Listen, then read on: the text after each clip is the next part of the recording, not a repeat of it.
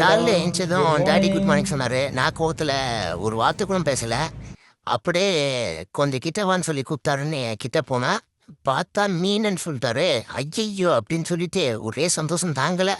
சரின்னு சொல்லிட்டு கன்வென்ஸ் ஆகிட்டு அப்படியே எல்லாரும் சேர்ந்து கிச்சன் போனால் மீனை எடுத்து காட்டுறாரு. மீனை பார்த்ததுக்கு அப்புறம் என் மூஞ்சி புடி ஆயிடுச்சு. ஐயையோ இன்னைக்கு ஒரு புடி அப்படின்னு நினச்சிக்கிட்டு எதுக்கு அப்புறமேட்டு நம்மளை ஒருத்தவங்க தடுக்க முடியாது அப்படின்னு சொல்லி பார்த்தா எம்புன்னு ஏமுனாலும் எட்டாமல் விட்டுடுச்சு. சரி இதுக்கப்புறமேட்டு என்ன பண்ணுறதுனே தெரியாமல் நானும் கத்தி பார்த்தேன், குவி பார்த்தேன். ஆனால் ஒன்று நடக்கலாம் மக்களே, ஒரு பீஸ் கடையில்.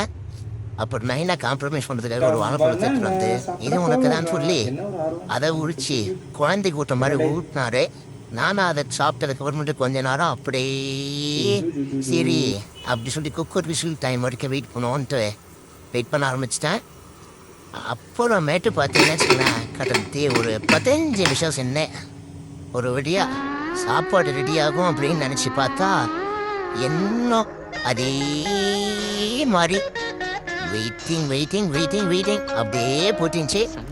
சரி இதுக்கப்புறம் ஒன்றும் பண்ண முடியாது, வெயிட் பண்ணதான் ஆச்சு, என்ன ஒரு 10 நிமிஷம் தான் சொல்லி வெயிட் பண்ணி ஒரு வழியாக அப்படியே பார்த்தீங்கன்னா விசில் சவுண்ட் கேட்க அதுக்கப்புறம் நான் ஒரு கமெண்ட்ஸ்லாம் கேட்டு ரிவ்யூ பண்ணிவிட்டு அதுக்கப்புறமேட்டு அப்படியே நாங்கள் சாப்பிட கிளம்பிட்டோம். ஸோ நீங்களாம் சாப்பிட்டீங்களா நான் கமெண்ட் பண்ணிவிட்டு அப்படியே சப்ஸ்கிரைப் பண்ணிடுங்க, மறக்காமல் லைக் பண்ணிடுங்க மக்களே. பாய்.